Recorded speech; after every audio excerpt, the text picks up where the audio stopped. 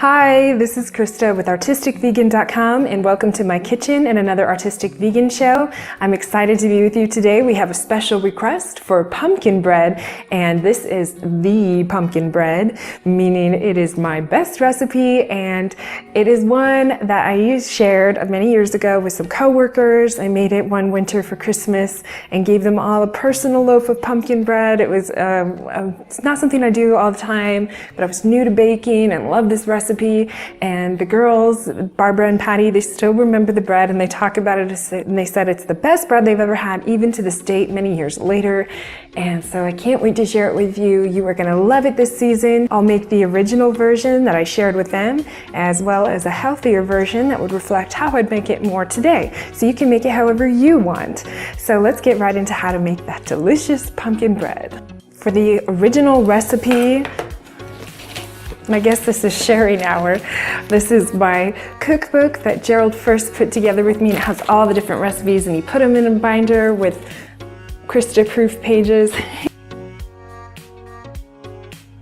It's extremely worn, very well used, and I'm very happy to share it with you. So without further ado, you will need pumpkin puree, and you can make your own pumpkin puree by roasting your pumpkin at about 375 for about a good hour, maybe 50 minutes, until you can easily pierce it with a fork and then puree it, and voila, you have pumpkin puree. So that's what I had done. So here we go. You need 1 cup of pumpkin puree, 1 egg. You can use any vegan egg of choice. I'm going to use 3 tablespoons of aquafaba. That's going to act as our vegan egg. Then you'll want 1/4 cup of either water or dairy-free milk of choice. I'm using almond milk with a little tinge of vanilla in it.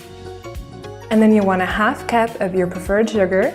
In this case, I'm going to use a brown sugar, and this is a muscovado, which is a pure cane sugar. And 1/3 cup of oil. I'm using olive oil. And then for your dry ingredients, you'll need 1 1/4 cup of flour. I'm using a whole wheat flour. That's originally how I made it. As well as some baking soda. You want 3/4 teaspoon of that, 1/2 teaspoon of salt, 1/4 teaspoon of cinnamon, 1/4 teaspoon of nutmeg, and 1/8 teaspoon of cloves, and 1/8 teaspoon of ginger. And then I have exactly the same thing over here for the dry ingredients, only we're going to use a all-purpose gluten-free flour that I'll link below. It's on my blog. And that's a mixture of rice flour with a little bit of starch, and then some coconut sugar instead of the brown sugar for a lower glycemic index, and all the same spices and everything are in there. And then I have 1 1/3 cup of pumpkin puree. I added 1/3 cup extra, and that'll replace the oil very simply. And then I have the dairy-free milk. So it's not too much different, and let's go ahead and get mixing.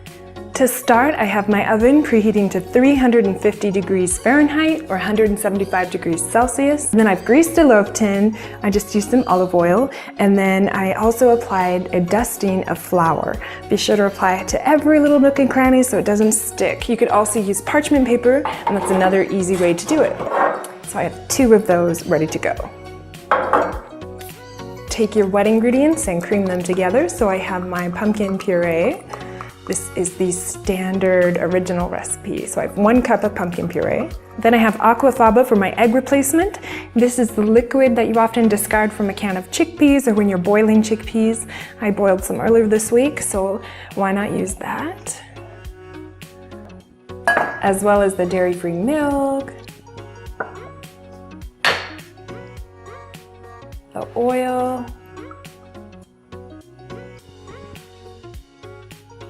I'm going to use a larger bowl, and then the sugar.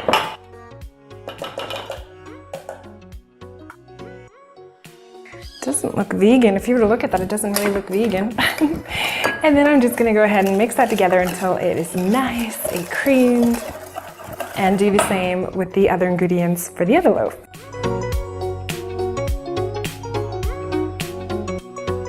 All right, that came together beautifully, and now just whisk together your dry ingredients. So here we go.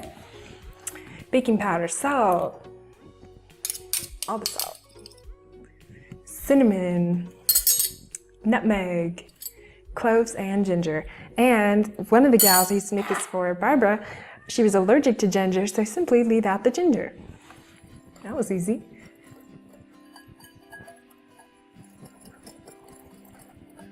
Give that a whisk, and then add the wet ingredients to the dry. All of it in there.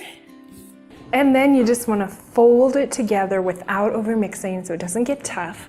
So just give it a turn. And a turn. And continue to do this until it is all the way combined. That looks like it's going to be gorgeous. So now transfer that to your prepared loaf tin and pour it in your tin. And then I'll do the same thing with the gluten-free variety.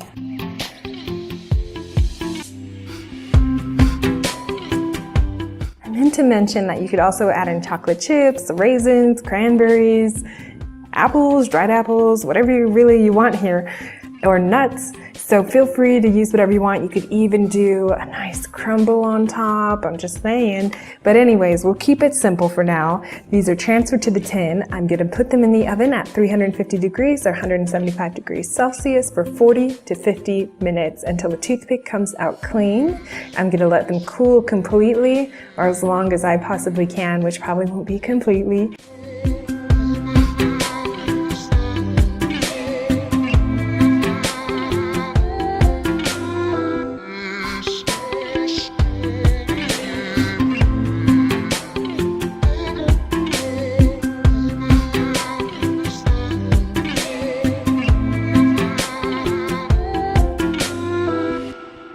The smell of pumpkin bread is overwhelming in our home. Nearly every single room smells like delicious pumpkin bread, and we can't wait to have a slice. So without further ado, I'm going to slice into them and then give it a taste. This is the gluten-free, oil-free, with the healthier sugar option.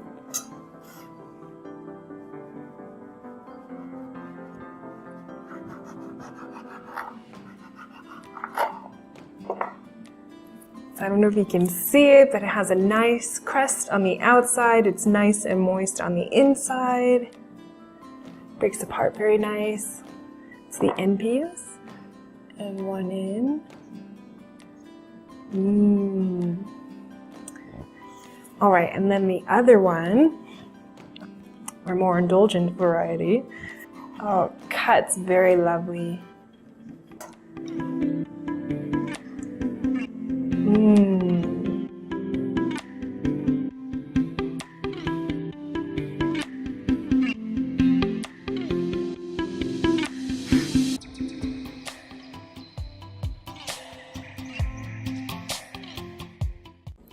That's the whole shebang right there. That's delicious. It has everything. You really don't even need a topping. It's nice and buttery from the olive oil inside of it. Oh, it's so light and airy. Really, really delicious.